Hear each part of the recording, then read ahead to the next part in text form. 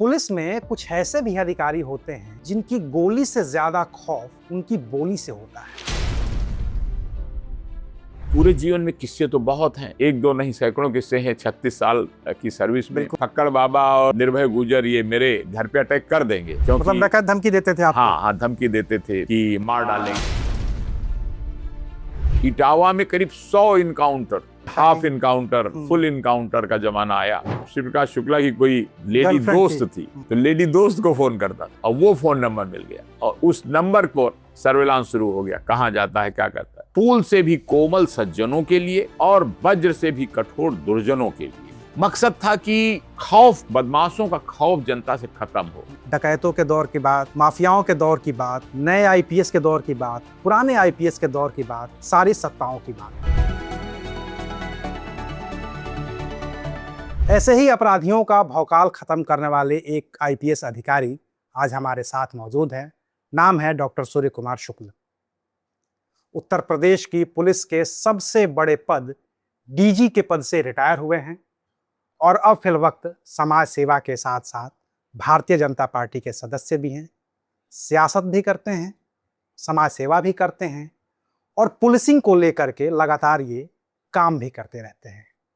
तो आज हम डॉक्टर सूर्य कुमार के जरिए ये जानने समझने की कोशिश करेंगे कि साल 1982 में जब ये आईपीएस बनते हैं तो 1982 से 2026 तक के बीच का जो वक्त गुजरा है उसमें उत्तर प्रदेश की पुलिस कैसे बदली है, सियासत कैसे बदली है और अपराधी कैसे बदले हैं। तो शुक्रिया सर वक्त देने के लिए। Thank you very much Avinash जी।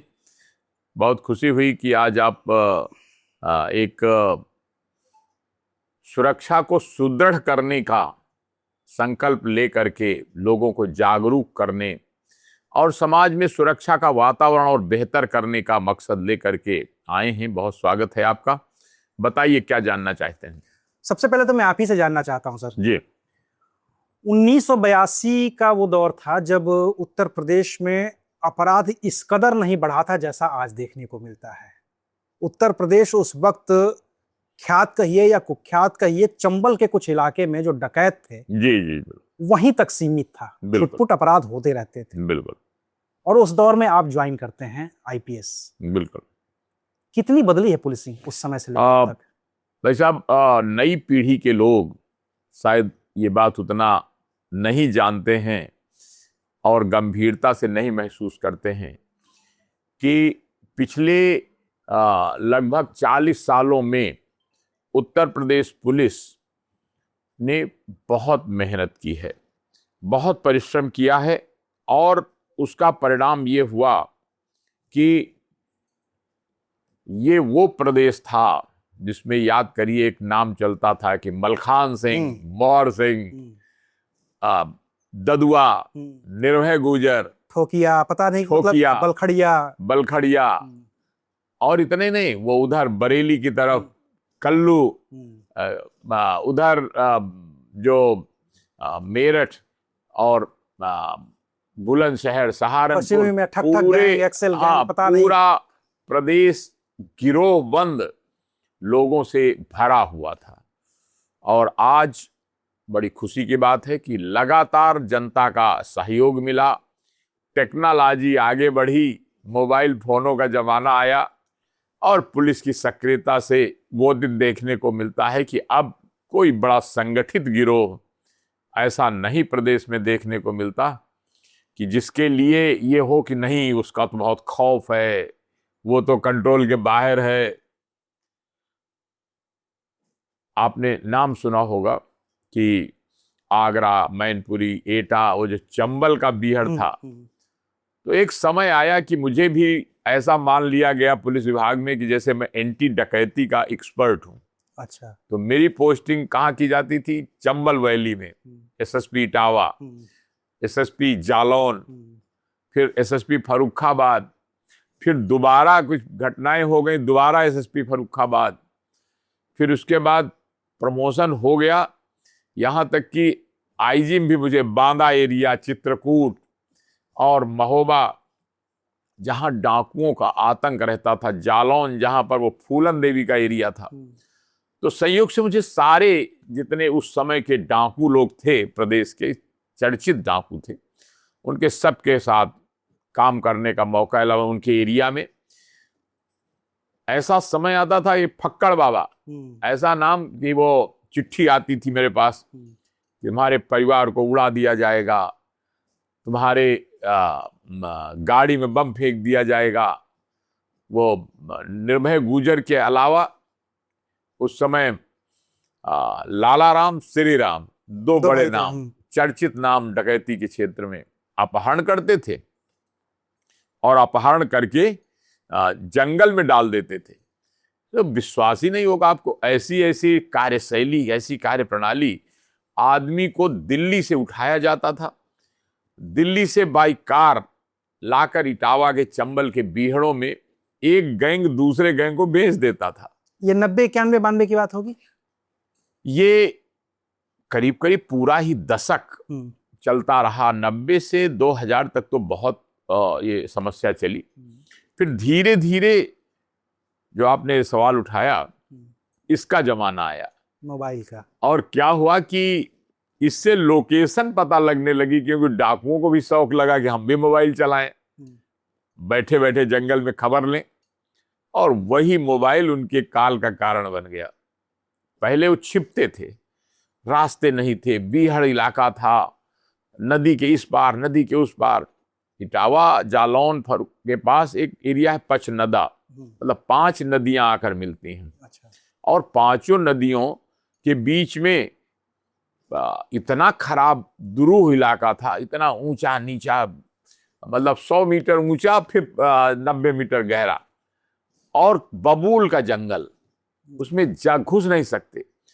तो मुझे याद है कि मैं बकीवर इटावा में पढ़ता, वहां से एक बार खबर आई कि दिल्ली का आदमी पकड़ा गया है, और वहां उसको जैसे जानवरों को बांधते हैं चेन में, उस तरह से चेन में बांध के, भैंस बांधने वाली चेन से उसके हाथ बांध के, पैर बांध के जंगल में डाल दिए। और वो ऊंचाई पे खड़े रहता है डाकू, वहां से देखता रहता है पुलिस तो नहीं आ रही। तो और वहां पहुंचने के लिए जहां पर उसको ले जाते हैं, पानी के रास्ते, बोट के रास्ते ले करके वहां बैठा दिया। और पुलिस को जब जाने के लिए घुटनों के बल 1-2 किलोमीटर नहीं, करीब करीब 5 किलोमीटर रेंग रेंग के जाना पड़ेगा, ऐसा रास्ता अंदर से बनाए हुए थे कि 5 किलोमीटर पुलिस रेंग रेंग के घुटने के बल आवे, नहीं तो ऊपर बबूल का जंगल है, और बबूल बहुत खराब कांटे वो चुभ जाते, तो पुलिस जा ही नहीं पाती थी। जब तक इधर से पुलिस की छापा पड़े, तब तक वो उधर से जालौन जिले में चले गए, नदी पार किए जालौन चले गए। तब तक उधर से पुलिस आई और छापा मारा, तो उन्होंने कहा वो जो मध्य प्रदेश का इलाका है चंबल वाला, उधर पार कर, वो उधर के इलाके में चले गए। तो वहां यूपी पुलिस का जुरिडिक्शन खत्म। वहां यूपी पुलिस का जुरिडिक्शन खत्म। फिर वहां से वो वहां की पुलिस से हम लोग संपर्क करते थे कि उनको बुलाओ, तो वहां से जब तक पुलिस आवे तब तक वो फिर किसी तरफ, अच्छा कोई छोटा मोटा जंगल नहीं, कानपुर से शुरू होता था, कानपुर देहात से, और पूरा चंबल की वैली आगरा तक, बाह एक इलाका है आगरा में, और वहाँ बीच में इटावा और मैनपुरी के जंगल, और उसी में ऐसे ऐसे विचित्र अनुभव होते थे। एक बार तो फर्रुखाबाद में काली नदी होती है उधर बदायूं की तरफ, तो वहाँ मैं एसएसपी था, तो खबर आई कि घोड़ों पर डाकुओं का गैंग आ गया है। तो जैसे नाम सुना होगा आपने, चंबल के डाकू घोड़े पर चलते थे। तो रात में करीब 12 बजे अपनी पूरी पीएसी पुलिस ले करके मैं गंगा नदी का किनारा और उधर काली नदी का, उसके बीहड़ में पहुंच गया। रात में जो मुखबिर था एक, जो लाया था खबर, उसके साथ गए तो डाकुओं का गिरोह घोड़ों पर चला रहा था। गोली चली और कुछ डाकू मारे गए, कुछ पकड़े गए, और घोड़े सब पकड़ गए। अब वो घोड़ों की बड़ी समस्या हुई, तो घोड़े गांव के प्रधान जी लोगों को एक एक भाई इनको संभालो, जब कोर्ट से कोई ऑर्डर होगा तब इनका डिस्पोजल किया जाएगा। और गोलियां चलती थी, मतलब 1-2 नहीं, 10-20 बार ऐसे मौके आए कि गोली बगल से निकल गई, इधर से निकल गई। कई बार तो मुझे ऐसा, भगवान की दया है कि आज आपके साथ में बैठा हूं, नहीं तो तमाम साथी हम लोगों के शहीद हो गए। एक बार मैं आईजी था इलाहाबाद जोन का, तो राजापुर के पास घनश्याम केवट का नाम सुना हुआ कभी, वो ददुआ ठोकिया गिरोह का बिल्कुल था। बिल्कुल हाँ। और उसके साथ गोली चली, हमारे ही साथी आईजी साहब लखनऊ से भेजे गए थे। आईजी पीएसी थे वी के गुप्ता साहब, हमारे साथी थे। तो एक उस बदमाश ने एक ग्रेनेड फेंक दिया, ग्रेनेड फूटा और उनको लग गया। तुरंत उनको मैंने उठाया अपनी पीठ पर और उठा करके गाड़ी तक लाया किसी तरह, और ला करके उनको फिर हेलीकॉप्टर गया यहाँ से चित्रकूट, वहाँ से पीजीआई लखनऊ रेफर किया गया। किसी तरह जान बची, 2-3 महीने इलाज हुआ पीजीआई में। और अंत में वो घनश्याम केवट डाकू को हम लोगों ने मुठभेड़ में मारा। और इसी तरह न जाने कितनी बार बड़े दर्दनाक कांड होते थे। मैं सन 86 के लगभग एसपी देहात तैनात था प्रयागराज में, इलाहाबाद में। बॉर्डर था चित्रकूट का, तो उस समय ये बुरा हाल हुआ। रामूपुरवा एक गांव था, रामूपुरवा गांव में खबर आई कि हमारा बिल्कुल शंकरगढ़ का बॉर्डर था रामू का पुरवा, वही पहाड़ों के पत्थरों के खदान है पूरे शंकरगढ़, पथरीला इलाका है और जंगल और पत्थर और पहाड़, और रीवा का बॉर्डर। तो रीवा की पुलिस, चित्रकूट की पुलिस, इलाहाबाद की पुलिस सब मिल करके हम लोग गए छापा मारे। वहां मालूम हुआ गुस्सा में वो बदमाश हम लोगों से तो बच के भाग गया। ददुआ का गिरोह था। मालूम हो गया, ददुआ कोशिश करता था कि कोशिश करें कि पुलिस से मुठभेड़ ना हो, बच के निकल जाएं। निकल तो गया, लेकिन उसको जिस पे शक हो गया कि इस गांव के लोगों ने खबर दी है पुलिस को, वो 9 लोगों को गोली से भून दिया, मार डाला। और मार करके वहीं पर सवेरे खबर आई कि वो तो हम लोगों से तो बच के भाग गया, लेकिन वहां 9 लोगों को मार डाला। डीजी पुलिस यहाँ के मध्य प्रदेश के ज्वाइंट मीटिंग हुई चित्रकूट में। कई बार बड़ी विचित्र यादें हैं कि जंगल में पूरी टोली लेकर के हम लोग नदी के किनारे, यमुना के, चंबल के बीहड़ों में घुस जाते थे, और as additional SP, as SP जाते थे, वहां भटक जाते थे जंगलों में। उस समय ये जीपीएस का सिस्टम इतना जीपीएस का, मोबाइल का, फोन का सिस्टम नहीं था। तब मजबूरी में क्या रास्ता था कि किसी पहाड़ी के ऊपर रात में सो जाएं। पूरे पुलिस की टुकड़ी पहाड़ी के ऊपर, डाकुओं की तरह ही हम लोग भी सोना पड़ता है, और सोना पड़ता था। और उसके बाद गांव के ही कई करीब में मदद लेकर के वहां से अगले दिन सवेरे फिर भोजन किया, और आ जाते थे प्रधान जी लोग जब गांव पता पाते थे कि पुलिस आई है हम लोगों की रक्षा के लिए, क्योंकि बहुत आतंक था। बहुत खुश होते थे कि देखिए पुलिस इतनी जागरूक है कि 25 आदमी की टोली पुलिस की, पीएसी की, पहाड़ी के ऊपर पड़ी हुई है कि इंतजार कर रही है कि कहाँ खबर मिले। क्योंकि खबर मिलती थी तो जब तक वहां पहुंचे तब तक वो भाग जाते थे। सड़कें थी नहीं, गाड़ियां भी आप लोगों के पास वही कमांडर रही होंगी, पुल नहीं थे, तो नदी बड़ा भारी बैरियर थी। चंबल में, यमुना में, बताया मैंने, कई नदियां, और वो केन नदी, उधर आगे सोन नदी, इस तरह का ऐसा जाल था कि उसमें पुलिस को गाड़ियां जा नहीं सकती, पैदल आप उतर के जाइए। इसी का फायदा उठाते थे। इधर अच्छा यह हुआ कि धीरे धीरे सड़कें और बनी, धीरे धीरे आवागमन के साधन बन गए, फिर मोबाइल फोन चलने लगे, तो कंट्रोल करने में बहुत आसानी हुई। ये एक तो जो हमने जब डकैतों की पूरी कहानियां पढ़नी शुरू की, तो ये भी समझ में आया कि डकैतों का मन इतना बढ़ गया था कि उन्होंने मुख्यमंत्री के भाई तक की हत्या कर दी। हाँ, उसके बाद फिर पुलिस का मनोबल टूटा होगा, सरकार ने फिर दोबारा कोशिश की होगी। ये फाइनली जाकर के खत्म किस सरकार में हुआ? क्या मायावती ने वो एकदम लास्ट आदेश दे दिया था कि अब ये खत्म हो जाना चाहिए? और देखिए, सरकार तो सभी ये चाहती थी ज्यादातर कि हाँ ये डाकुओं का आतंक खत्म हो। मैं इसलिए आपसे पूछ रहा हूँ क्योंकि लगता है कि सरकार नहीं चाहती। वीपी सिंह जी के भाई साहब, हाँ, थे जज साहब, तो वो बांदा और फतेहपुर और इलाहाबाद के बॉर्डर पर, वही वीपी सिंह जो बाद में प्रधानमंत्री बने। हाँ, बाद में जो प्रधानमंत्री, तिंदवारी के पास का इलाका घटना थी कि वो जंगल में घूमने गए थे, वहां के गेस्ट हाउस में रुके हुए थे, और एंटी डकैती अभियान शुरू किया था उन्होंने, वीपी सिंह ने बतौर मुख्यमंत्री। बिल्कुल। तो बदला लेने के लिए कि इसी आदमी ने हमारे साथियों को मरवाया है, तो उनको मार दिया। और उसी के बाद से और ज्यादा, उसके बाद वीपी सिंह ने इस्तीफा भी दे दिया कि ये हमारे बस की बात नहीं, हम चलते हैं। और उसी के बाद, लेकिन सवाल ये है कि कोई ना कोई तो कंट्रोल करेगा, नहीं तो कैसे समाज चलेगा।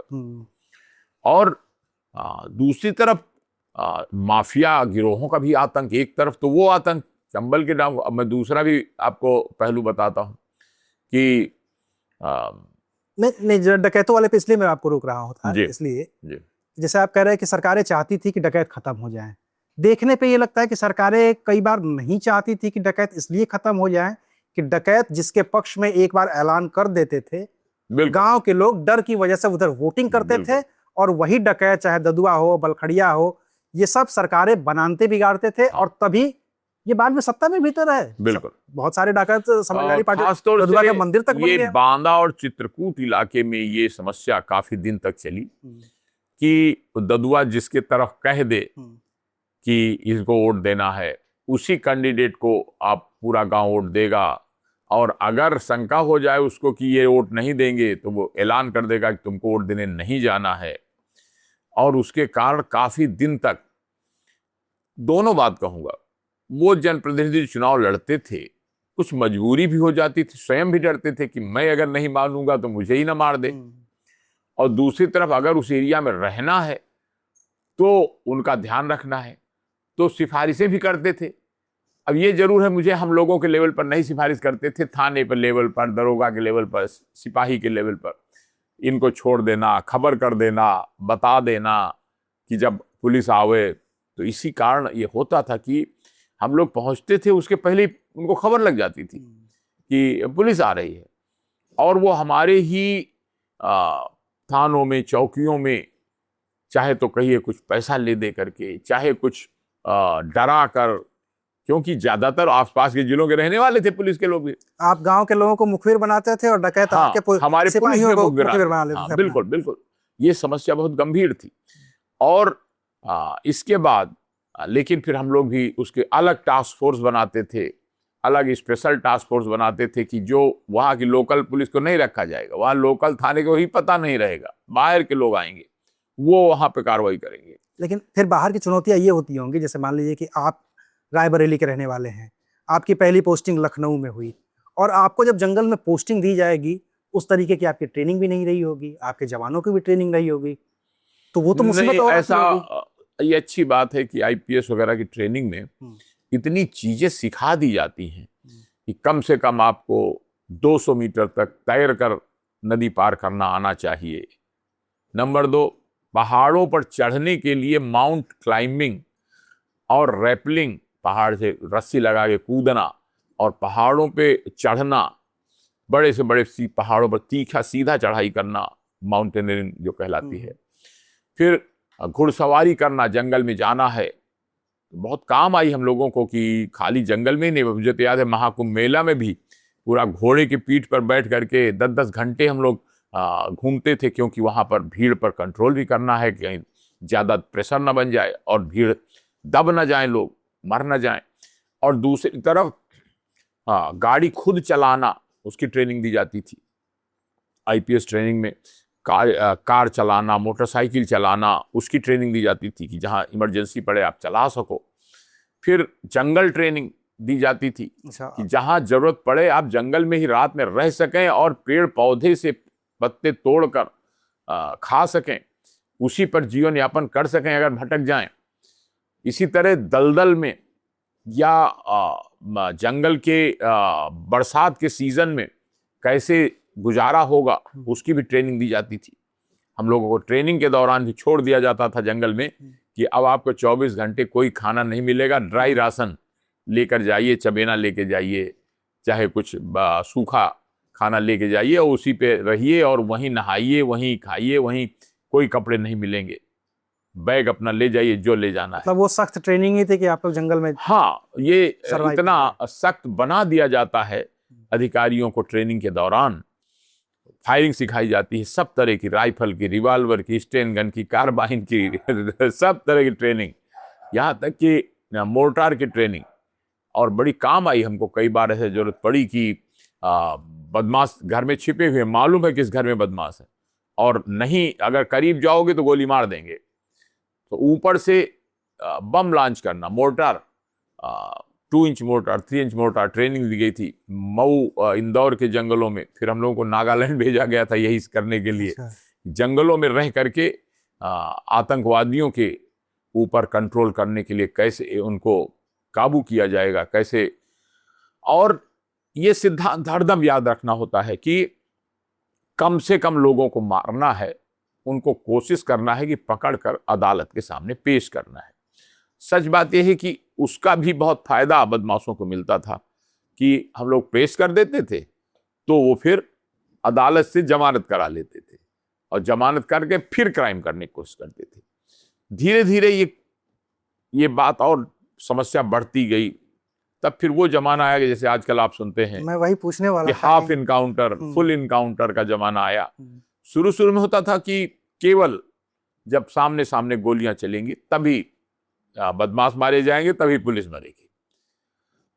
आपको याद होगा भी, गोरखपुर में मैं तैनात था 2001 में, डीआईजी था। 2099, 2000, 2001 डीआईजी बस्ती, डीआईजी गोरखपुर। तो शहाबुद्दीन नाम का एक माफिया, बिहार का, सिवान का, बहुत चर्चित नाम था। बिहार में उसकी बड़ी तूती बोलती थी, सांसद थे उससे। यहाँ तक मुख्यमंत्री लालू यादव जी थे, मुख्यमंत्री जी उसकी मदद करते थे, क्योंकि वो चुनाव जीतने में मदद करता था। साल 2000 में नीतीश कुमार मुख्यमंत्री न बन पाए, इसलिए 50 विधायकों को होटल में बंदूक के बल पे कब्जा करने में भी मदद करता था। बहुत मतलब राजनीतिक वो पार्टी में था, राजद में सांसद हो गया था। और अत्याचार इतना ज्यादा कि वो, आपने सुना होगा, जेएनयू का कोई प्रेसिडेंट रह चुका था, उसको एसिड में नहलाकर मार डाला। एरिया भर में गाड़ियां उठवा लेता था। उनको गोली मारी गई थी, एसिड में नहला के मारा गया था। दो लड़के थे, एक जने थे जो गवाह थे, उनके 2 बच्चों के एसिड से। नेपाल बॉर्डर से तस्करी होती थी, बक्सों में भर के करेंसी आती थी, पूरा ड्रग का रैकेट चलता था। ऐसा आतंक का राज्य था। मैं गोरखपुर तैनात हुआ तो वहां खबर आती थी कि गाड़ियां उठा ले जाते हैं और कहते हैं कि आधा पैसा दे जाओ और गाड़ी वापस ले जाओ, खुला खड़ी गाड़ी। और पुलिस की हिम्मत नहीं पड़ रही सीवान जिले में कि वो उनसे गाड़ी छुड़वा सके। तो मुझे खबर मिली तो मैंने कहा कि ये तो बहुत खराब बात है। मीटिंग करने के लिए हम लोग वहाँ पुलिस से मीटिंग करेंगे और ठीक करेंगे इस बात को। गए तो वहाँ पता लगा कि एसपी साहब और डीएम साहब को ही उन्होंने घेर लिया और घेर करके बंधक बना लिया। हमारे पास फोन आया कि जान बचाइए, हमारी अपनी फोर्स लेकर आइए। तो मैं गया तो वहाँ 12 बजे से 4 बजे तक दिन में गोलियां चली, आमने सामने। सिवान में यूपी पुलिस के साथ गोलियां चलाई पड़ी। हम गए थे मीटिंग के लिए, मीटिंग करना अलाउ है, सुरक्षा के लिए असलहे ले गए थे। उन्होंने कहा मीटिंग तो बाद में होगी, हमारी जान बचाइए। प्रतापपुर एक जगह थी, गांव था जहां शहाबुद्दीन का गांव था, वहां उन्हीं की गाड़ी, हमारे पास गाड़ी भी नहीं थी, हम तो ट्रेन से गए थे मीटिंग के लिए। उन्हीं की गाड़ी एसपी साहब ने भेजा, उसी गाड़ी से गए तो सामने सामने 12 बजे से 4 बजे तक आमने सामने खूब गोलियां चली, सैकड़ों राउंड गोलियां। और अंत में जो लोग, हम लोगों की भी ट्रेनिंग अच्छी थी, जहां कोई दिखाई पड़ता था छत से मार रहे थे गोलियां, उसी गोली का जवाब जो गोली से देते थे तो 9 बदमाश, छठे बदमाश बिहार के गुंडे जो वहां शूटर पले हुए थे, वो 9 शूटर मार डाला हम लोगों ने। और वो सब मारे गए। जब लड़ाई खत्म हुई, वो सब मारे गए तो उसके बाद छत पे चढ़ के देखा तो वहां 9 लाशें पड़ी हुई थी। तस्दीक किया कि कहने लगे तो बिहार के सब नामी गुंडे हैं। हिल गई बिहार की पूरी व्यवस्था। वहां से चीफ सेक्रेटरी, डीजी पुलिस को लालू यादव जी ने तुरंत भेजा, जाओ मेरे दोस्त के यहाँ, मेरे सांसद के यहाँ पुलिस, यूपी पुलिस कैसे आ गई। वो गुस्सा हुए, उन्होंने जांच ऑर्डर कर दी, कैसे आए। हम लोगों ने जवाब दिया, न्यायिक जांच हुई, पटना गए हम लोग, 2-3 बार गवाही हुई, 4-5 साल जांच चली। हम लोगों ने कहा कि इन्होंने हमको जैसे ही पहुंचे तो गोलियां चलानी शुरू कर दी, तो अपनी जान की रक्षा नहीं करेंगे तो क्या करेंगे। और फिर गोली चलेगी तो हमारा तो धर्म है कि हाँ बचाएं हम। वहां के एसपी डीएम को इन्होंने बंधक बनाया हुआ था, एक सिपाही को मार डाला था, एक जिप्सी में आग लगा दी थी। और लाइव इनकाउंटर पूरा हुआ, पूरा रिकॉर्ड हो गया तमाम। उसमें बाद में प्रेस मीडिया के लोग आ गए, पता नहीं किसने रिकॉर्ड कर लिया था, किसी ने पूरी फायरिंग को। अंत में सरकार बदली वहां की और वो जांच बंद हुई और नीतीश बाबू वहां के चीफ मिनिस्टर हो गए। तो इस प्रकार के कई प्रकरण जीवन में आए, जब आमने सामने बस पूरी कार हमारी गोलियों से छलनी हो गई और हम लोग उतर करके उसी कार के नीचे छिप करके फायरिंग करते रहे 4 घंटा। और इसी प्रकार चित्रकूट में, बांदा में फायरिंग के दर्जनों प्रकरण हुए। इटावा में करीब 100 बदमाशों के इनकाउंटर मेरे कार्यकाल में हुए। 100 बदमाश मारे गए। और हर बार, लेकिन ये हम लोग निश्चित करते थे कि एक भी निरपराध व्यक्ति को खरोंच न लगे। नंबर 2, एक भी आदमी गलत न मार दिया जाए कि कोई पैसा लेके मार दे किसी को, या कोई आदमी बीच में आ जाए। नहीं, प्लान करके, मतलब पर्सनल स्कोर सेटल ना हो पाए। अब आप पूछेंगे कि कैसे ऐसे पक्का करते थे कि वही मरे। हाँ। जो हमारी लिस्ट बनाते थे कि जिसके ऊपर 24 से ज्यादा घटनाओं के मुकदमे दर्ज हों, 2 दर्जन से ज्यादा मर्डर, डकैती, रेप, अपहरण, जो ये heinous सब crime दर्ज वाले हों, हों। हीनस क्राइम वाले, उनकी लिस्ट पहले बनाते थे।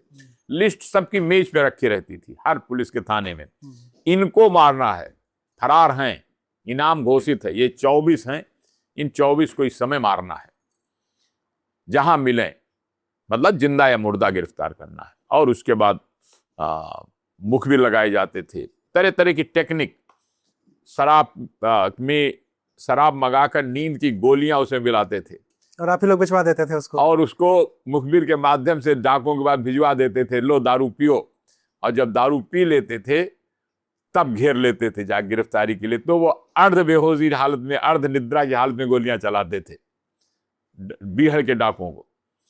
फिर कई बार हुआ जिस घर में डकैती का खबर डाली गई, हमारे आदमी ने उनको जाकर प्रेरित किया, फला जगह चलो डकैती डालनी है, बहुत माल मिलेगा।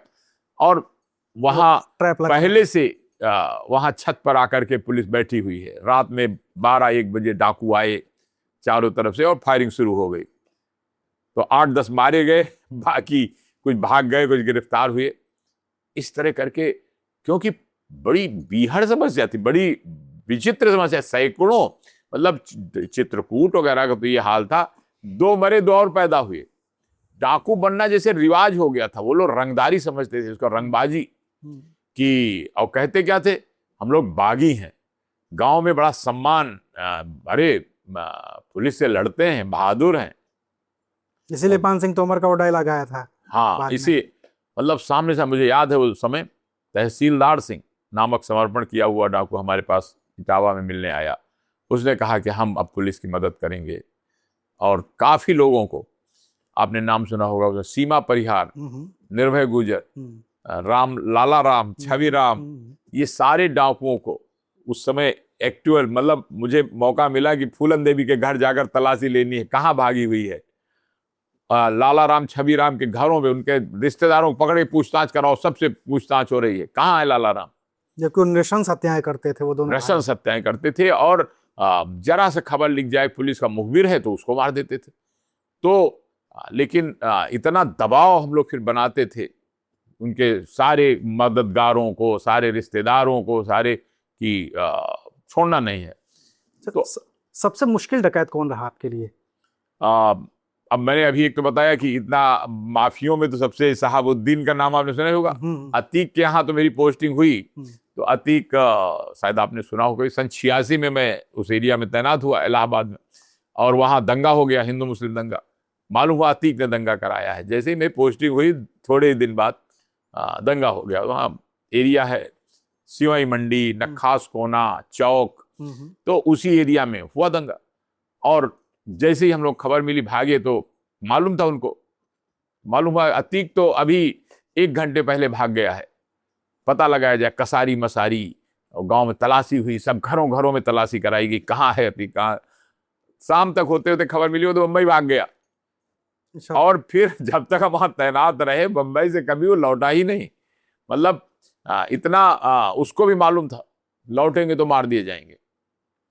और इसी तरह एक ये भी कहानी चलती है कि पुलिस को एक बार अतीक ने एक बार पुलिस ने मतलब अतीक को उठा लिया था। पुलिस एनकाउंटर करने वाली थी अतीक अहमद का, और एक बड़े सांसद का, कांग्रेस के सांसद का फोन गया और वो बच गए। कहा यह जाता है कि सलीम सेठवानी ने बचा लिया था।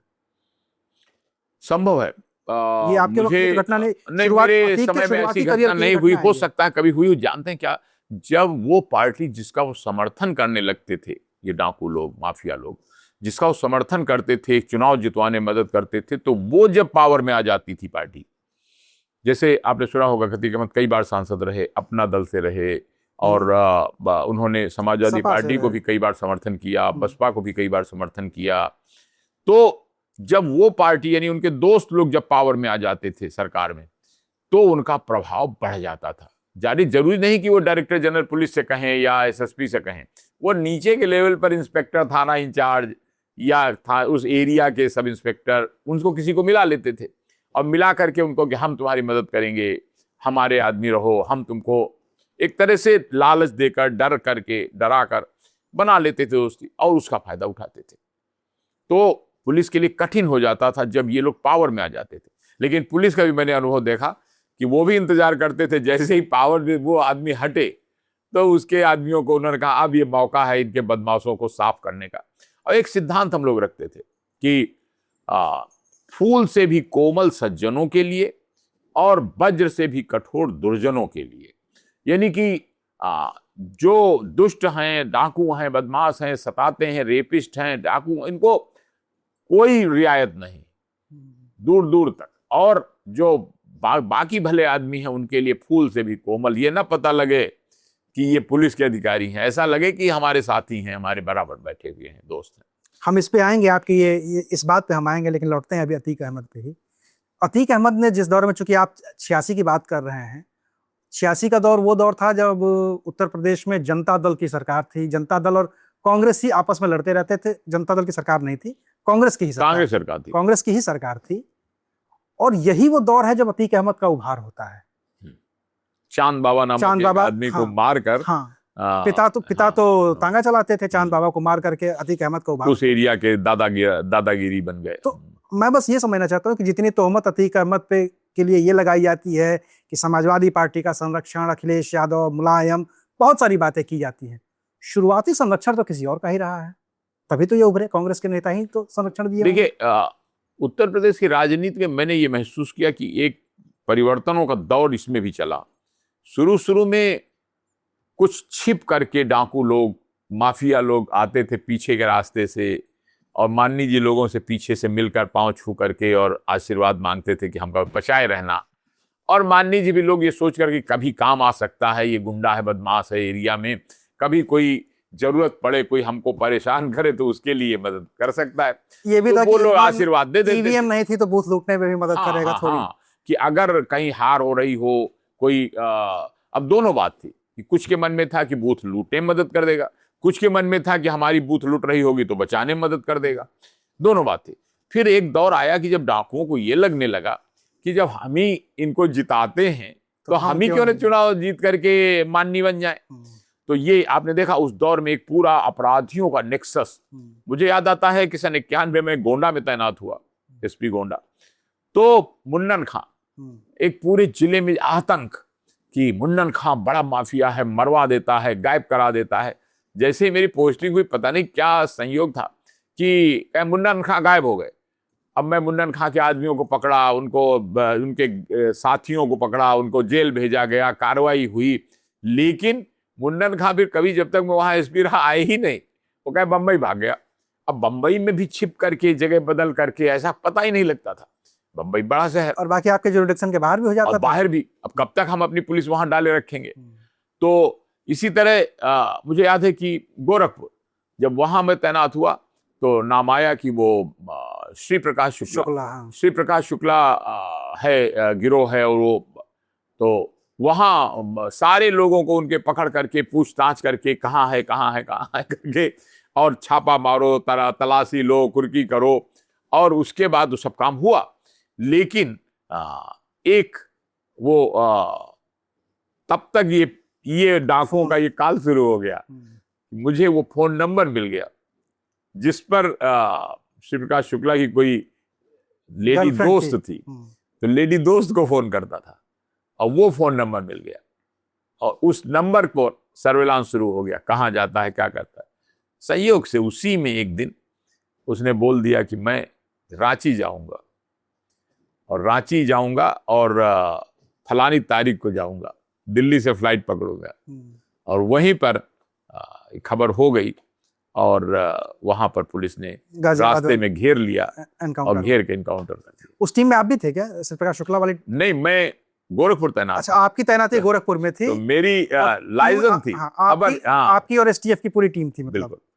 मैं वहां नहीं था, मैं यहाँ से मौके पे नहीं थे आप? हाँ, इंटेलिजेंस कलेक्शन का काम मैंने किया कि कहाँ क्या होना है, कब, वो पार्ट मेरे पास था। और इसी तरह पूरे जीवन में किस्से तो बहुत हैं, एक दो नहीं सैकड़ों किस्से हैं। 36 साल की सर्विस में बिल्कुल है। रोज एक समय ऐसा भी आया कि मुझे लगा कि हाँ सही में ये फक्कड़ बाबा और ये निर्भय गुजर ये मेरे घर पे अटैक कर देंगे, क्योंकि मतलब नकद धमकी देते थे आपको? हाँ हाँ, धमकी देते थे कि मार डालेंगे तो उसी समय मुझे खबर आई ऊपर से शासन से कि आप तुरंत अपने घर पर, उन लोगों को पता लग गया कहीं से उनकी, अपने घर पर तुरंत कुछ सुरक्षा के इंतजाम कर दीजिए। तो किया गया। फिर उसके बाद इनकाउंटर हुआ, मारे गए और उसके बाद शांति हुई। एक माफिया और बड़ा नाम सुनने में आता है, बहुत ज्यादा चर्चित रहा है, मुख्तार अंसारी, पूर्वांचल का माफिया। बनारस में भी आपकी पोस्टिंग रही? बनारस में उस समय मुन्ना बजरंगी और ब्रजेश सिंह और मुख्तार अंसारी, ये तीन नाम बहुत चर्चित नाम थे।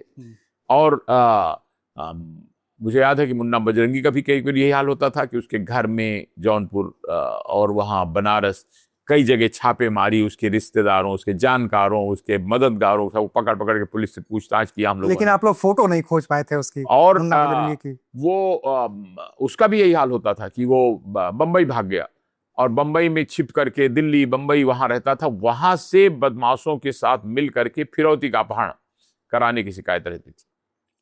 लगातार उन पर कार्रवाई होती रही और उसका परिणाम ये हुआ कि अंत में मुन्ना बजरंगी तो बाद में आपने सुना होगा कि वो मेरठ जेल में मारा गया, जेल में मारा गया।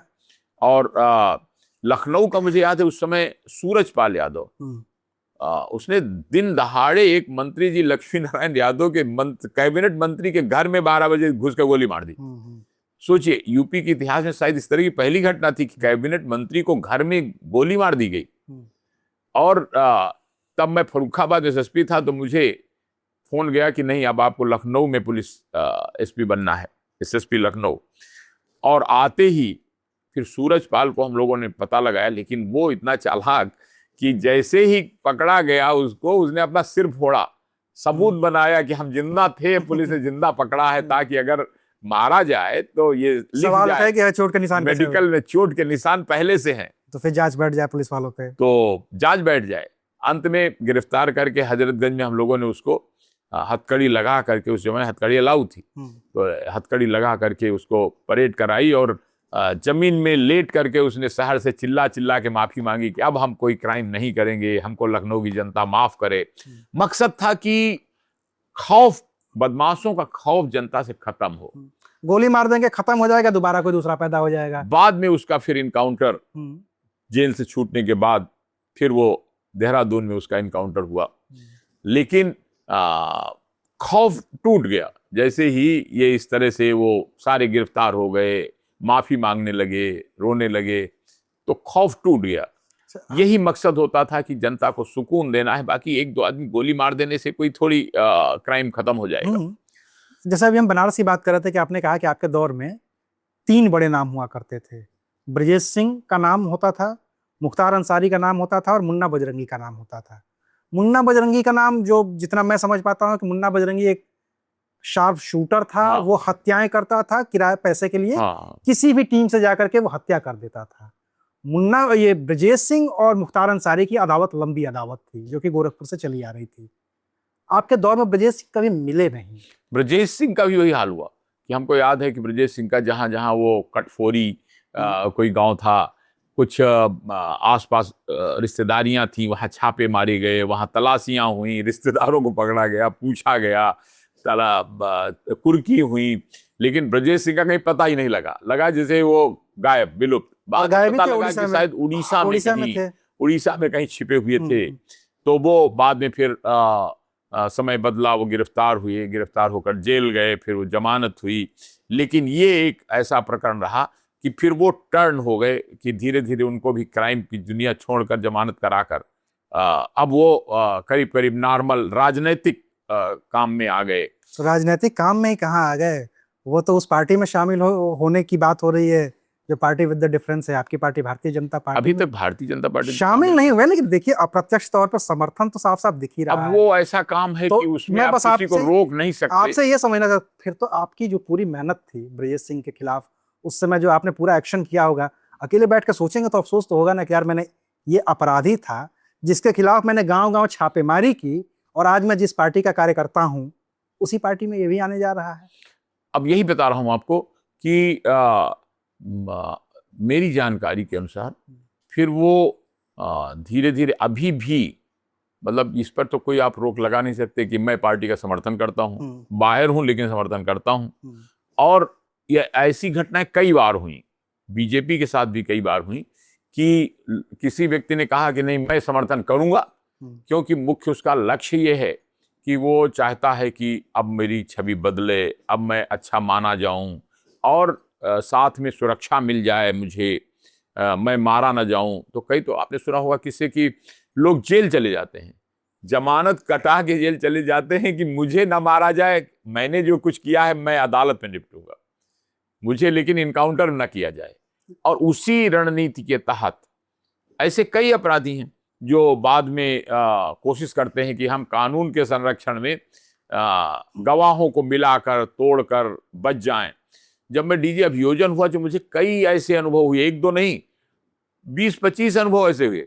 पश्चिमी यूपी का यह हाल था कि जो मेरठ के और नोएडा के बीच वसूली करने वाले कई गिरोह सक्रिय थे, लेकिन बाद में वो कोशिश खुद किए कि आपस में इतना बढ़ गई रंजिश कि उनको लगा मार देंगे लोग, दूसरा गिरोह मार देगा, तो वो जेल चले जाते थे और जेल से रहकर बाहर उनकी जमानत भी हो गई तो नहीं निकलते थे, और वहां से रह करके अपने मुकदमे ठीक कराना, गवाहों को कुछ डराना कुछ। तो एज डीजी प्रोसिक्यूशन मुझे याद है कि तमाम गवाहों को हमको सुरक्षा जिला पुलिस से कहकर दिलानी पड़ी कि नहीं तो ये गवाह मार दिया जाएगा, इसका पहले से ही रिकॉर्ड करा दो बयान, ताकि मारा भी जाए तो सजा हो जाए। इस तरह की घटनाएं, तो पुलिस का और अपराधियों का ये खेल चलता रहता है कि पुलिस रोकने की कोशिश करती रहती है और बदमाश अपराधी जो होते हैं वो बचने का कोई ना कोई नया लूप होल निकालते रहते हैं, क्योंकि मैं और कानूनी दांव पेच में पुलिस को मात देने की कोशिश करते रहते हैं। मुझे बहुत सारी घटनाएं याद है जिसमें वो जज साहब को किसी वकील के माध्यम से प्रभावित करने का प्रयास। अब जज साहब भी आदमी ही है, वो भी, उनको भी आपने सुना होगा कि एक जज साहब का केस हुआ नोएडा में कि एक बदमाश ने पहले भारी मात्रा में उनको किसी के माध्यम से पैसे का लालच दिया, वो रिटायर होने वाले थे, उन्होंने कहा ठीक है, उसको माफ कर दिया और वो पैसे पहुंच गए।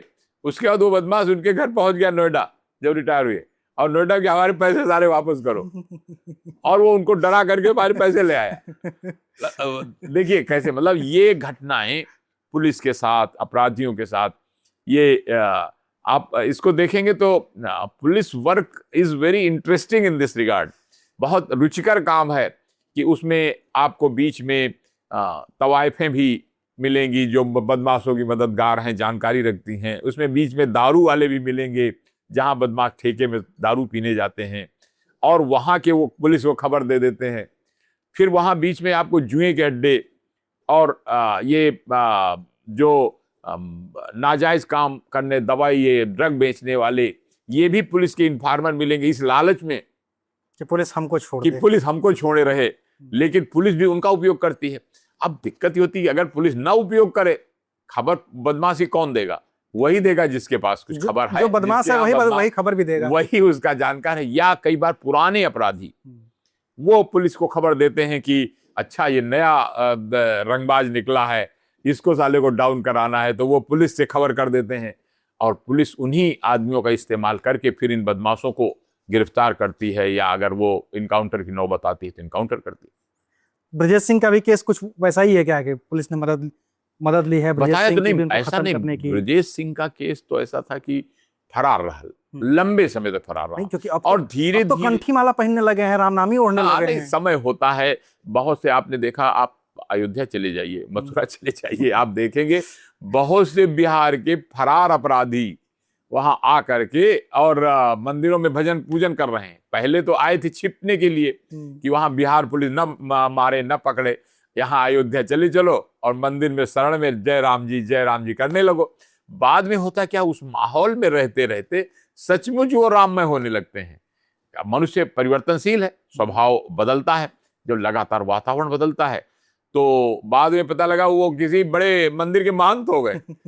तो ये होता रहता है इस तरह की, अपराधी भी परिवर्तित होते हैं। और एक और बात भी है कि आखिर अंततः समाज का लक्ष्य क्या है। मैं तो इस पर बहुत काम करता हूं मुझे कि अंततः पुलिस का भी लक्ष्य, कारागार का भी लक्ष्य होना चाहिए कि अपराधियों का सुधार। मार देना, मानो आखिर वो भी कोई बच्चा था, बड़ा हुआ, गलत सोहबत में क्रिमिनल बन गया, तो हमारे एक अच्छे सभ्य समाज का काम ये होना चाहिए कि उसको ठीक करो।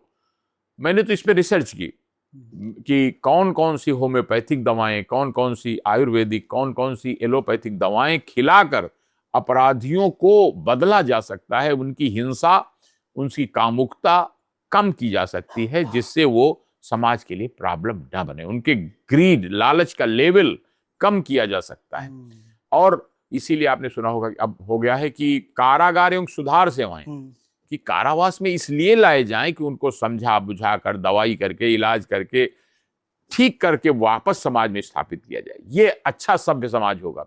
अब हमें चाहिए यही, मैं भी यही मानता हूं कि वो जमाना बीत गया कि चंबल के बीहड़ों में डाकुओं को मार दो, वो हमको मार दें, हम उनको मार दें। अब होना चाहिए कि हमारे समाज के कोई लड़के बिगड़ गए हैं तो उनको ठीक करके, दवाई करके, इलाज करके, काउंसलिंग करके उनको ठीक किया जाए और एक सभ्य समाज और अच्छा समाज बने। अच्छा, एक आखिरी वो मुख्तार से भी आपकी डायरेक्ट अदावत रही क्या? जब चूंकि आप पुलिस के इस मामले में मेरी डायरेक्ट अदावत कभी इसलिए किसी से नहीं होती थी कि मैं कोई नाजायज, जिसे कह लें नाजायज, सताने का काम कभी नहीं करता था। किसी अपराधी को पकड़कर बेइज्जत करो, उसे अपमानित करो, नहीं।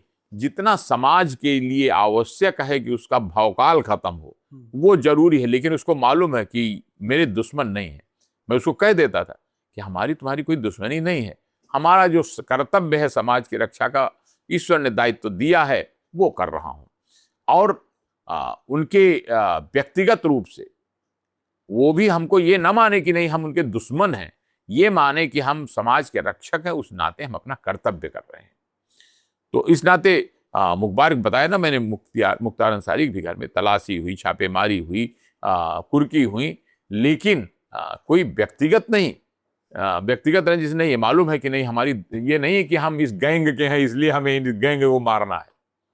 मारना भी होगा, अगर गोलियां चलेंगी तो मारेंगे, वो हमको फायर करेंगे तो हम भी फायर जवाब देंगे। लेकिन ये नहीं है कि नहीं हम उसको मिल जाएगा तो पकड़ के मार देंगे, वो नहीं करेंगे। क्या यही सारी अच्छाइयां आपके डीजीपी बनने में भी बाधक रही दोनों ही सरकारों में? जहां तक डीजीपी बनने की बात है तो कई डीजीपी रैंक के अधिकारी होते हैं जिनको प्रमोशन एडिशनल डीजी से डीजी में दिया जाता है। उसके बाद एक तरह से वो ये सिलेक्ट करने का काम तत्कालीन मुख्यमंत्री का होता है कि जिनको लगता है कि ये मेरे ज्यादा विश्वास के रहेंगे। और स्वाभाविक है, जैसे आप चाहते हैं, जानते हैं कि भाई हमारा जो अधिकारी रहे, कर्मचारी रहे, हमारा मातहत रहे, वो 100% हमारे वफादार रहे। अब इसमें विडंबना क्या होती है कि भारतीय संविधान, भारतीय कानून ये कहता है कि आप कानून से चलिए, हम आपके मातहत हैं, लेकिन आप ये ना उम्मीद करिए कि हम कोई अनुचित अगर आदेश होगा तो भी हम हमारा दुश्मन है इसलिए इसको फंसवा दो, इसको मरवा दो। तुम पुलिस के अधिकारी हो, मेरी व्यक्तिगत दुश्मनी मान लो मुख्तार से है तो अब सब टूट पड़ो। बिल्कुल। तो ये एक आचरण की बात इतने साल की नौकरी में सबको पता लग जाता है कि कौन आउट ऑफ वे काम करेगा और कौन नियम से और समाज की वफादारी करेगा। कानून की वफादारी, समाज को भी तो पुलिस का कर्तव्य है। और अगर हम इस तरह करने लगे तो हम भी एक गैंग बन गए।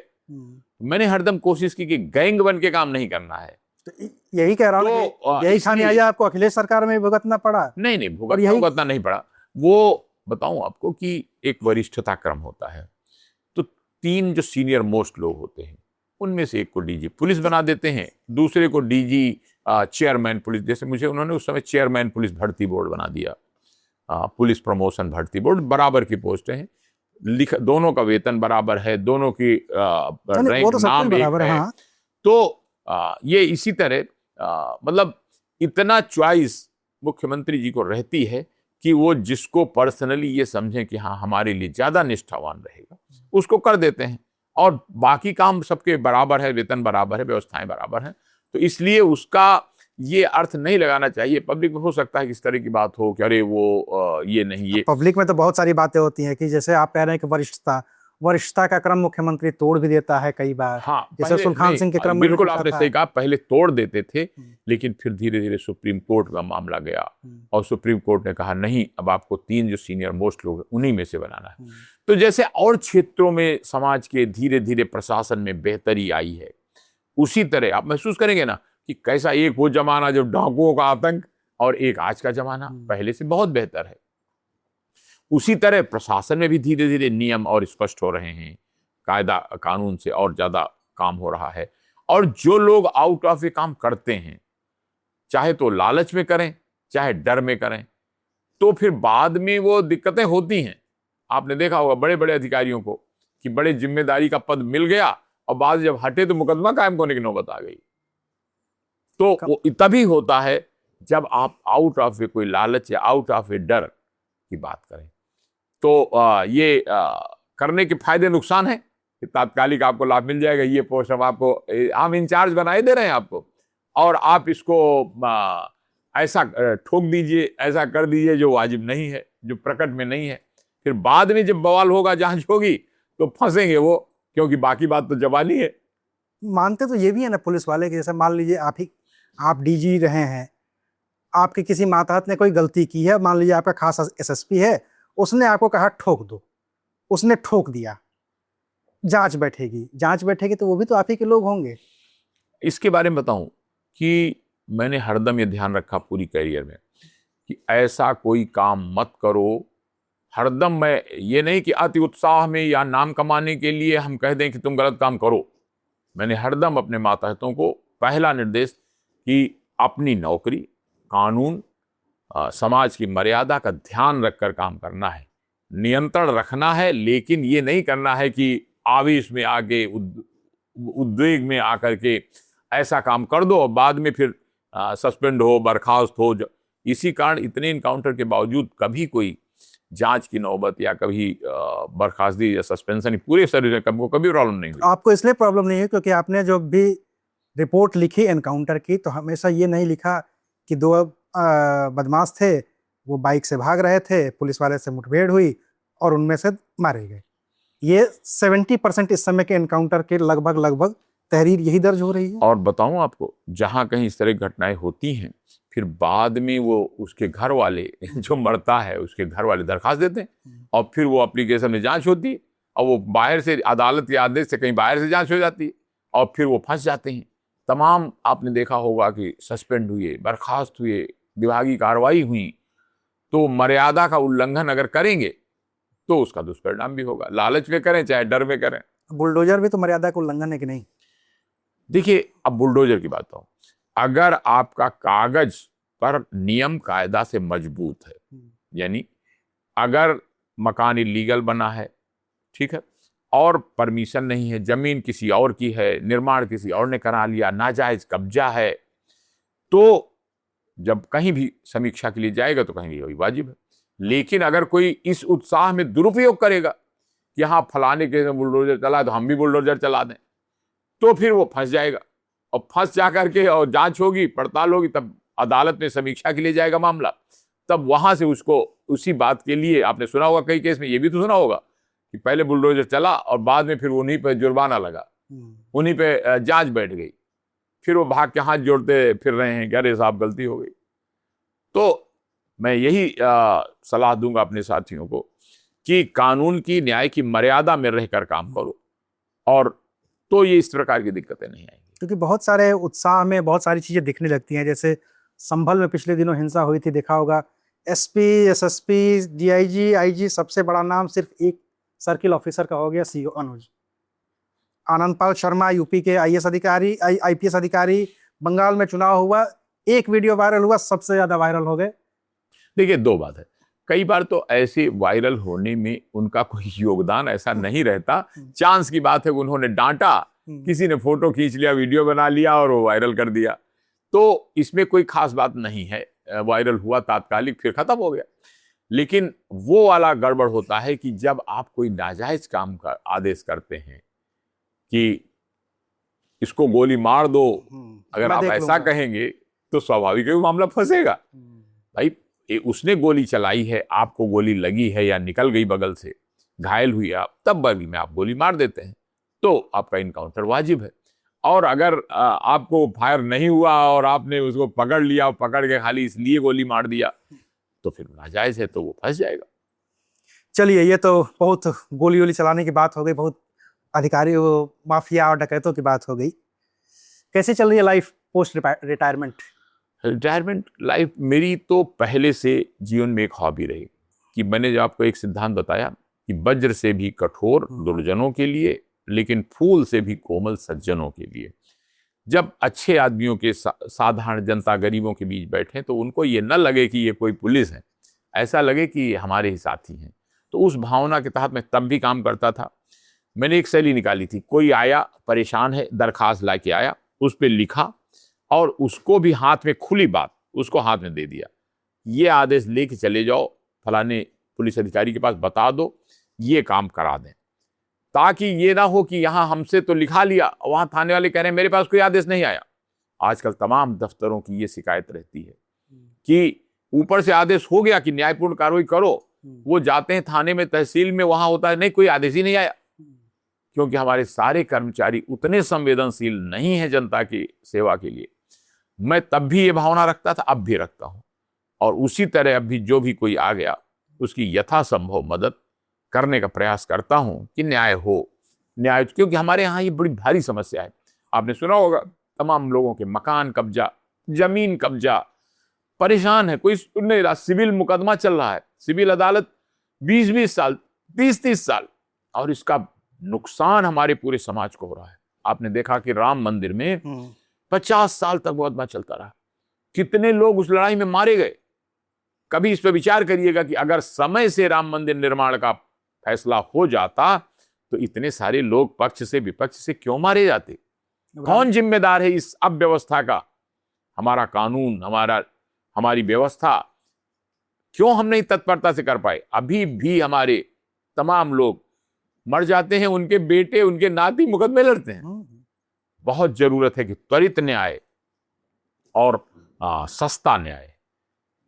अब ज्यादा हर गांव पंचायत में, जैसे पहले पंचों की व्यवस्था थी, सरपंच होते थे, अरे आपके पास नहीं पैसा है तो खोल दीजिए कि न्यायिक मजिस्ट्रेट नहीं आप कर सकते तो ऑनरेरी मजिस्ट्रेट कर दीजिए, गांव के सम्मानित व्यक्तियों को ऑनरेरी मजिस्ट्रेट कर दीजिए। 5 लोग जो मिलकर 5 लोग जो गांव के मामलों को सुलझा दिया करें। संविधान से पहले यही प्रथा चलती थी। अरे आप वकील इतने ज्यादा हैं समाज में, वकीलों की ड्यूटी लगा दीजिए कि और जो खर्चा होगा उन्हीं लोगों से उसकी पूर्ति कर दी जाएगी।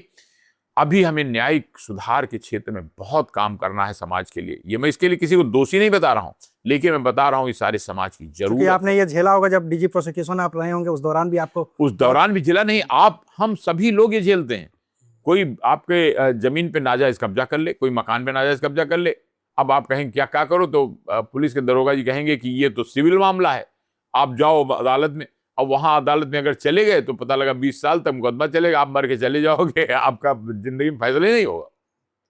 तो बहुत जरूरत है। और दूसरा, एक और जो बड़ी ज्वलंत समस्या कि अपने समाज में आबादी बड़ी तेजी से बढ़ रही है।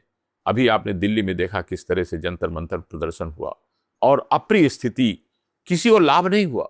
अप्रिय स्थिति सरकार के लिए, समाज के लिए, लड़कों के लिए, सबके लिए अप्रिय स्थिति।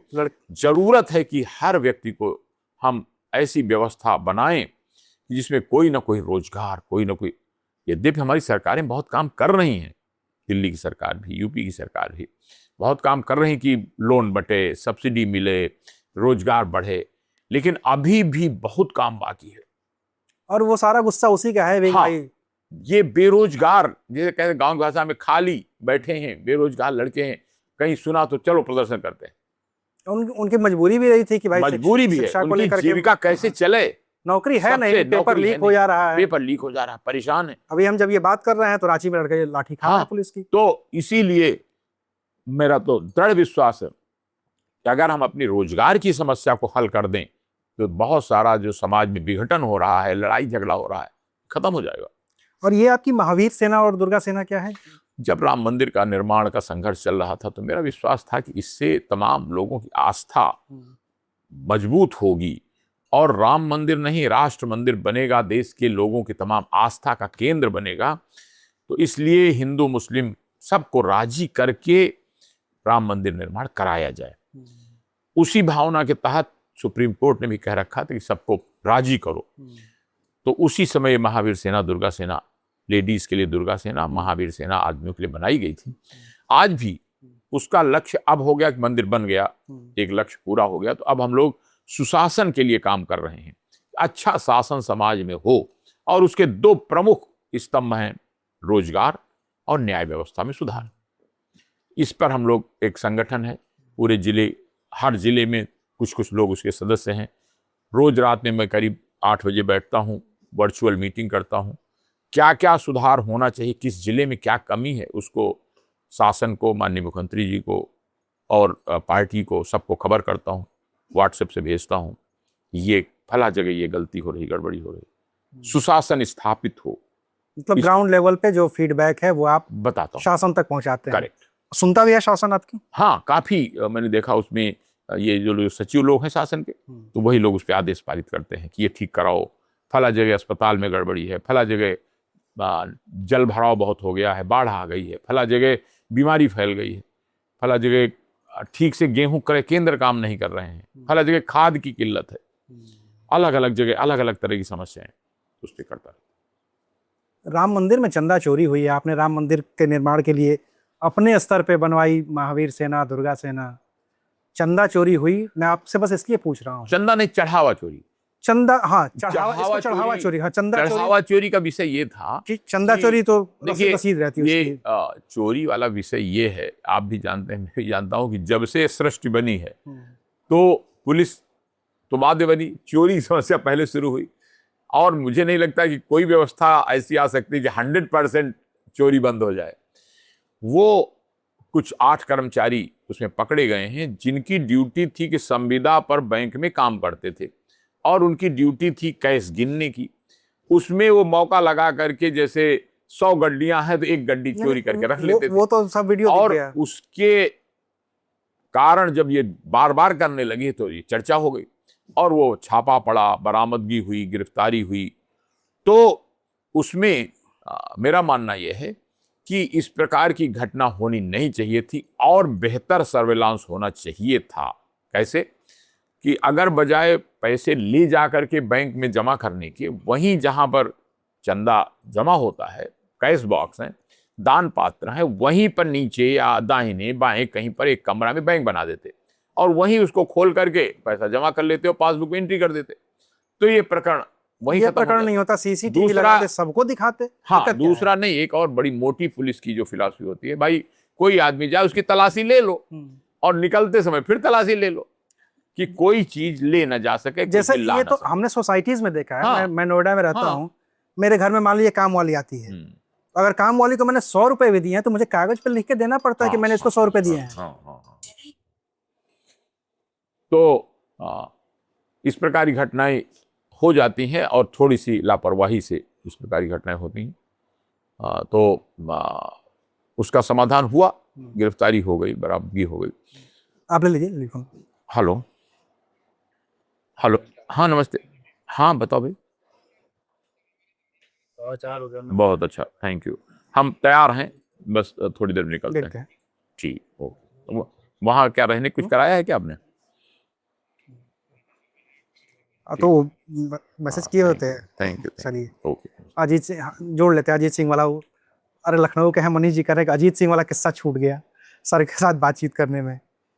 अजीत हो तो गया था, नाम तो आया था, और कि वो छापा पड़ा उनके घर, तलाशी हुई, कुर्की हुई, बाद में वो कहा शिमला में रहने दो खाली, तब तक जब तक हम एसएसपी रहे वो आए ही नहीं।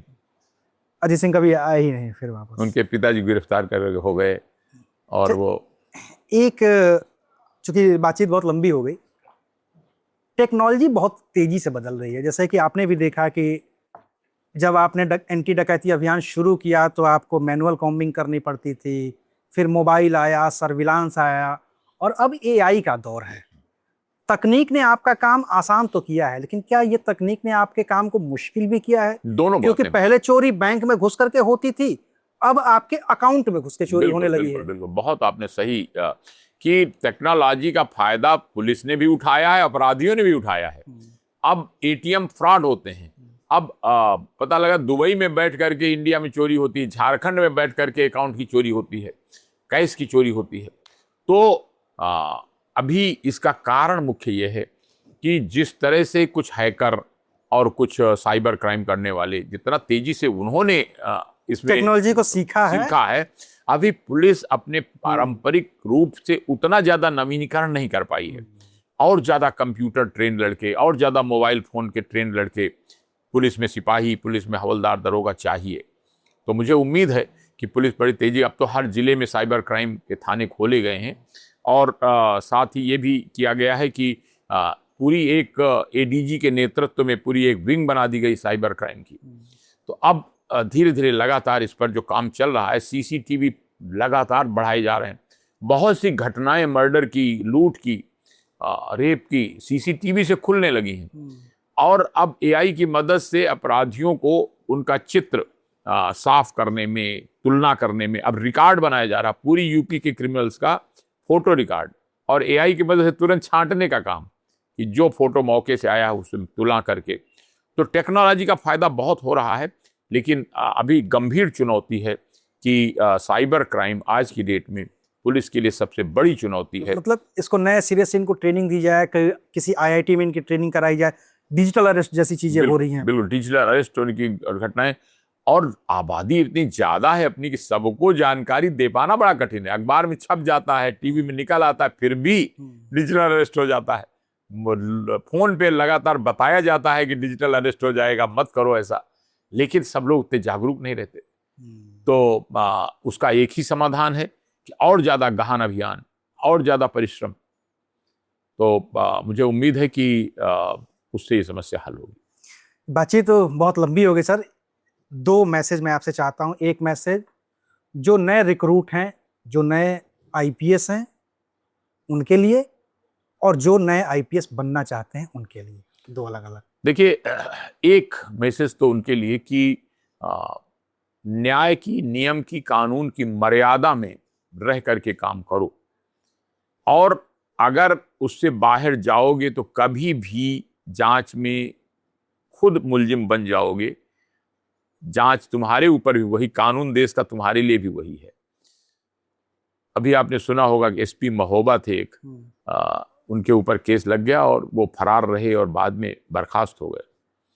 उसी तरह नए लड़कों के लिए कि अगर तुम्हें समाज की रक्षा के लिए और गरीब लोग जो परेशान हाल हैं उनकी सुरक्षा के लिए आना है तो पुलिस का कैरियर अडॉप्ट करो।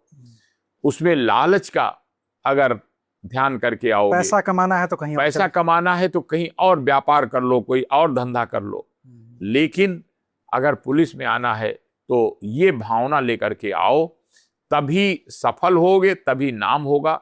एक ही विशेषता है कि आम जनता को, पीड़ितों को सुरक्षा देकर जो संतोष का भाव पुलिस के अधिकारियों, कर्मचारियों को मिलता है, वो उनके लिए बहुत संजीवनी का काम करता है। लेकिन मैं नए बच्चों के लिए एक चीज आपसे और जानना चाहूंगा, वर्दी का खौफ कैसे खत्म होगा? आप हमारे साथ बिना वर्दी के बैठे हैं, बहुत अच्छी बात हो रही है। आप अभी वर्दी पहन के आएंगे, मुझे थोड़ा सा सजग होना पड़ेगा कि अरे यार ये खाकी वर्दी है। आप सड़क पे उतरेंगे, आपकी गाड़ी से मैं 100 मीटर दूर अपनी गाड़ी कर लूंगा कि नहीं, पुलिस की गाड़ी आ रही है। फ्रेंडशिप वाला माहौल कैसे ये नए बच्चे ही कर पाएंगे? मुझे लगता है। देखिए, मुझे इसका संस्थागत कारण है, जड़ में एक बात कुछ और है कि लोग कहते हैं जनता के साथ पुलिस का अच्छा व्यवहार करे, तो पूछो कि जनता का क्या कोई कंट्रोल उनके ऊपर है? वफादारी, जिम्मेदारी उनकी है अपने आईजी, डीआईजी, एसपी, मुख्यमंत्री, वो क्रम है। और आप कह रहे हो इनसे सद्व्यवहार करो। भाई, उनसे सद्व्यवहार तब करेंगे जब आप कुछ ऐसा सिस्टम करो कि उनका भी कुछ कंट्रोल हो। हो। तो मैंने जहां जहां मैं था तो मैंने लगातार ये कोशिश की कि एक नागरिक समिति बने हर थाने में, हर जिले में, और नागरिक समिति की हर महीने मीटिंग होगी। और वो नागरिक समिति अगर कहेगी कि हमारे थाना क्षेत्र में ये सिपाही, ये दरोगा बहुत गड़बड़ कर रहे हैं, तो उसको वहां से भगाया जाएगा, हटाया जाएगा। तो लगे पुलिस को कि हम पब्लिक के लिए हमारी जिम्मेदारी भी है, खाली अधिकारियों के लिए नहीं है, तब ये व्यवस्था सुधरेगी। तो यहां आप अधिकार तो देना नहीं चाहते जनता को, आप चाहते तो अधिकार तो आपके पास रहे, और कह रहे हैं व्यवहार अच्छा करो जनता से, क्योंकि आप डुअल कंट्रोल। हाँ। आगे भविष्य में आपको जनता को और जनता के प्रतिनिधियों को और ताकत देनी होगी, जिनकी सुरक्षा की जिम्मेदारी है उनके प्रति जवाबदेही भी देनी होगी। हाँ। ये अभी व्यवस्थागत कमी है। और बाकी छोटा मोटा काम जो है उसके लिए ट्रेनिंग से और काउंसलिंग से छांट कर, मैं तो ये भी करता था कि छांट के जिनका दुर्व्यवहार की शिकायत है उनको पुलिस लाइन में बुला लो, यहाँ रखो, और जिनकी अच्छे व्यवहार की शिकायत है उनको फील्ड में रखो। क्योंकि दिक्कत ये हो रही है कि दो चीजें देखते हैं, जैसे जंतर मंतर पे पुलिस वालों ने लाठीचार्ज किया, आदेश आया भाई अधिकारी का, उसने लाठीचार्ज किया, बहुत सारे लड़कों ने पुलिस वालों को गालियां भी दी, तो बहुत सारे लड़कों ने मजे भी लिए। हम जैसे पत्रकारों का काम तब मुश्किल हो जाता है जब हम वो कवर करते रहते हैं। हम देख रहे हैं कि पुलिस लाठी मार रही है, हम ये भी समझ रहे हैं कि इसको ऊपर से आदेश मिला है, फिर भी हमारे इस नजर के सामने वो लाठीचार्ज जब पड़ता है तो वो पुलिस वाला हमें गलत नजर आता है। और इसके लिए जरूरी है कि अभी पुलिस की और एडवांस टेक्निक, आप ताजुब करोगे कि मैं अपनी जिंदगी में बड़ी बड़ी भीड़ जहां होती थी तो मैंने हरदम ये भरोसा रखा कि लीड फ्रॉम द फ्रंट, आगे खड़े होकर के। कई लोग ये बात समझाते थे हम लोगों को, खासतौर से जो पुराने पुलिस अधिकारी थे, कि वहां मानसिक रूप से उपस्थित रहो, शारीरिक रूप से पीछे रहो। लेकिन मैंने कभी इसको नहीं माना। हरदम भीड़ में घुसकर पब्लिक का विश्वास जीतो। और विश्वास कब जीतोगे, उनका सम्मान कब जीतोगे, जब उनको मालूम हो कि हमारा पुलिस अधिकारी ईमानदार है, वो जनता की भलाई के लिए, सुरक्षा के लिए है। और उसके लिए कभी आप आम जनता, जो सबसे गरीब लोग हैं, उनके बीच बैठो, उनसे बात करो, उनका दुख दर्द शेयर करो, उनको बुला के अपने दफ्तर में कुर्सी पे बैठा के उनको भी ठंडा पानी पिलाओ, चाय पिला दो। तो उससे क्या होगा कि विश्वास आदमी। मैं तो अक्सर करके थानों में जा करके कि सबको बुलाओ और जो जिसकी समस्या हो बताओ, क्या सुधार होना चाहिए पुलिस में वो बताओ उसको, यानी संवेदनशील पुलिस। ये तो ट्रेनिंग से होगी, और बाकी संस्थागत मैंने आपको बता दिया। और बाकी कुछ व्यक्तित्व का भी असर होता ही है, अपने अपने व्यक्तित्व का असर होता है, क्योंकि इस पद पे बहुत सारे लोग पहले भी बैठे, अब भी बैठे हैं, बाद में भी बैठे। मैं कभी भी मतलब बदमाशों को डराने के लिए मैं घोड़े पे बैठ के और बंदूक लेकर के और कार्बाइन लेकर चलता था, लेकिन जब भले आदमियों के बीच बैठता था तो वहां कोशिश करता था कि बिल्कुल सामान्य व्यक्ति की तरह। इस रिवॉल्वर भी थोड़ी दूर रख ली जाए, थोड़ा कंफर्ट जोन बना रहा है। नहीं, कोई वर्दी नहीं, कोई वहां सादे कपड़ों में उनके साथ बैठे हैं, बात कर रहे हैं, तो उससे फिर धीरे धीरे अनौपचारिक संबंध बन गए। ठीक है, तो इस बातचीत को हम यही अब समाप्त करते हैं। डॉक्टर सूर्य कुमार शुक्ल से हमने तमाम तरह की बातें जानने की कोशिश की, डकैतों के दौर की बात, माफियाओं के दौर की बात, नए आईपीएस के दौर की बात, पुराने आईपीएस के दौर की बात, सारी सत्ताओं की बात। ये बात का क्रम यूं ही 6 टीवी भारत पर अनवरत चलता रहेगा। हमारे अगले जो मेहमान होंगे उनको हम अपने आपके साथ लेकर के आएंगे। और बाकी ये बातचीत आपको कैसी लगी हमें कमेंट करके ज़रूर बताइएगा। आपके जो सवाल होंगे वो हमें ज़रूर बताइएगा, ताकि कोई भी ज़रूरी सवाल छूट ना जाए। अगर वो सवाल डॉक्टर सूर्य कुमार शुक्ल से होंगे तो हम कोशिश करेंगे कि अगली बार आपके सारे सवालों के जवाब फिर से लिए जाएं, फिर से एक बार बात की जाए। शुक्रिया। Thank you very much. जय हिंद।